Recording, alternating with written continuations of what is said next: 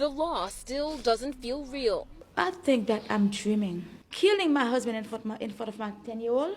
The pools of blood outside Marie DeLille's fourth-floor apartment in the Flatbush Gardens complex in East Flatbush, a constant reminder of the horror Sunday night. A gunman opened fire, killing 47-year-old Vladimir Maturin and his 27-year-old son, Shinwei Mood. Last night, I was in the kitchen doing dishes. While I was emptying the sink, I heard bang, bang, bang, bang. DeLille says the downstairs resident was banging on his ceiling, angry about noise allegedly coming from DeLille's apartment around 10:30 p.m. I'd be like, did anybody make noise? The kids be like, no, mommy, nobody make noise. My husband bang back. The man came upstairs, kicked the door.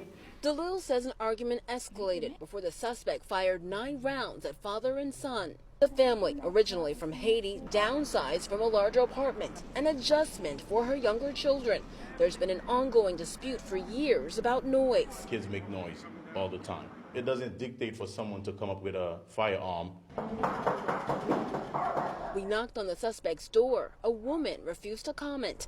Assemblywoman Monique Chandler-Waterman helped the grieving family. My job, I look at, is supporting the whole entire family and the community and providing wraparound services on what's needed. When something like this happened, it traumatized the family. The family now holding on to memories. My son is a good boy. Good boy. My husband is a good guy. He's not violent. My husband have no gun, no weapon. Why would you bring your gun to shoot my family? Why would you bring your gun to tear my family apart?